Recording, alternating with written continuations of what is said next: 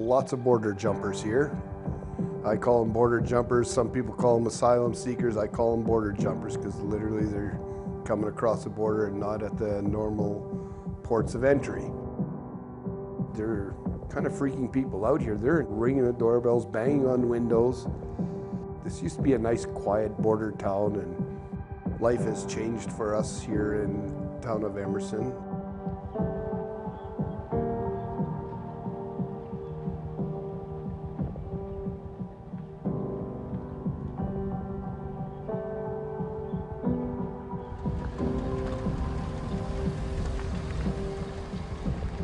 Everybody's a little bit on edge. They're concerned of what's coming down the road, and there are more people coming. You're in Canada. Now you're seeing them almost daily, bigger groups, more people than ever before.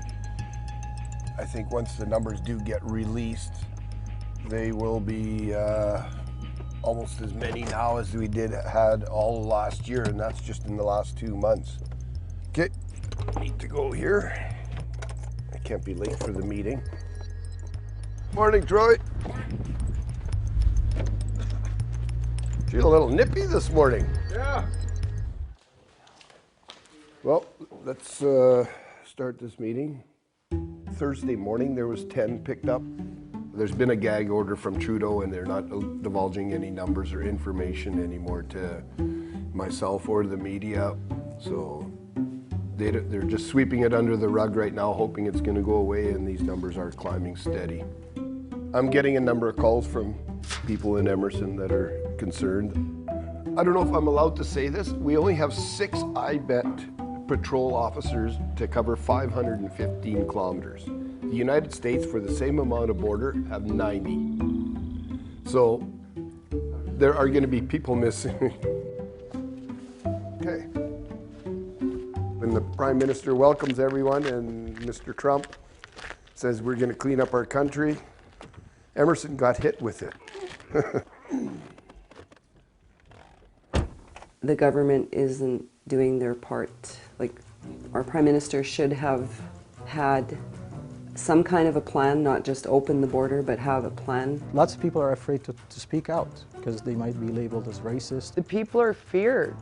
They don't want to answer their doors at night anymore when people come knocking because they don't know if it's a refugee or if it's somebody coming to visit.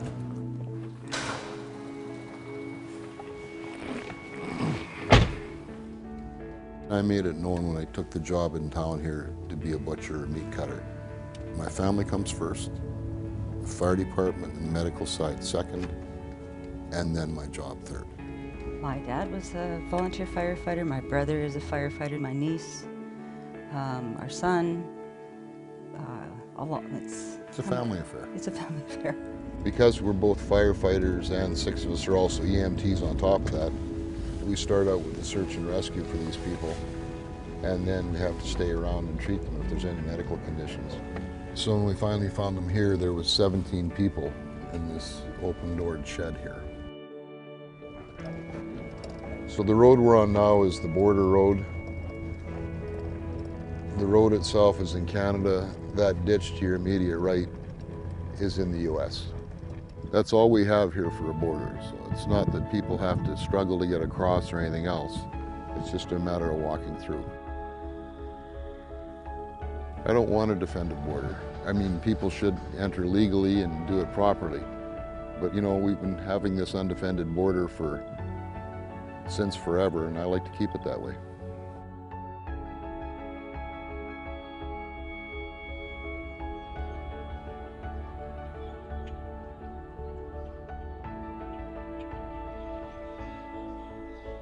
We have to close that loophole first.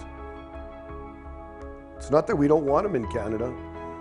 It's just we don't want the way they're coming in. Personally, I'd rather see it go through the legal system, but since that loophole is there, there's not an awful lot that emergency services or law enforcement can do. Since we were also immigrants, we think that Canada is very welcoming and we should welcome them with open hands. They have to be done sanitary mode. You realize that the asylum seekers do need help because we don't know what's coming through. These are the blankets that they give to the Somalians at the CBSA. Most of them come very, very cold. Sometimes they're wet.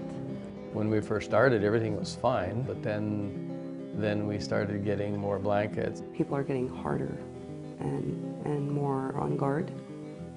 So it's going to change Canada. I'm sure if Justin Trudeau and his wife and children were here for week 2 or 3, he would realize very quickly on how big the threat is. As far as I'm concerned, he's a jerk. You can put that on the news too. And open the doors to Canada, take anybody from everywhere. That's bullshit. We can't do it going that way. Why should they come and have to get away with it coming this way? I'm just a reeve, and I'm dealing with national security and national laws now. So yeah, this is a little bit out of my league. But it's interesting. See, there's another one in the background. He looks out his window. There's a street light outside his place. Sees 6, 7, 8 people, all black people. They're not from Emerson. Like, oh, nothing has changed other than more people are crossing.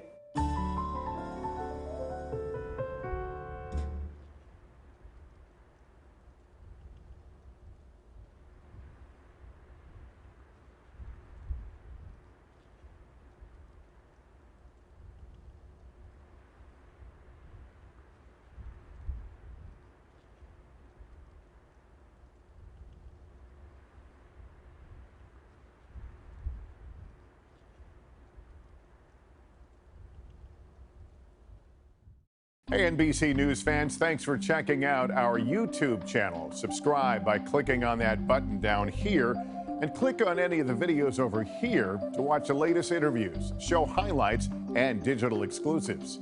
Thanks for watching.